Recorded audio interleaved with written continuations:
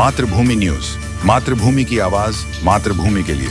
સોમનાથ મંદિર નજીક તંત્રનું mega demolition, 3 જેટલા ધાર્મિક સ્થળો સહિતના દબાણો દૂર.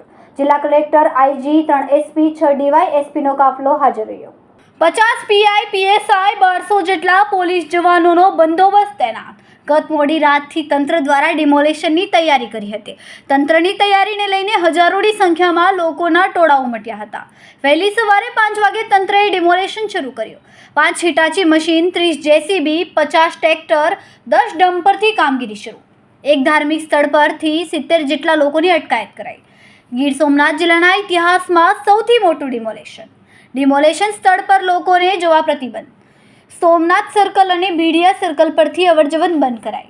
કામગીરી દરમિયાન કોંગ્રેસના ધારાસભ્ય પણ પહોંચ્યા હતા સ્થળ પર. વિપુલ ચુડાસમાએ લોકોને ગાંધી ચિંધ્યા માર્ગની સલાહ આપી. ગાંધી ચિંધ્યા માર્ગે વિરોધ કરવાની સલાહ આપતો વિડીયો થયો viral. Reporter Dhaval Chudasama, Matrubhumi news, Veraval, Gir Somnath. ખૂબ જ ટૂંકા સમયમાં માતૃભૂમિ ન્યૂઝ ઓટીટી પ્લેટફોર્મ અને મેગા સિટીમાં કેબલ નેટવર્ક સાથે જોડાઈ જશે. તો જોતા રહો માતૃભૂમિ ન્યૂઝ.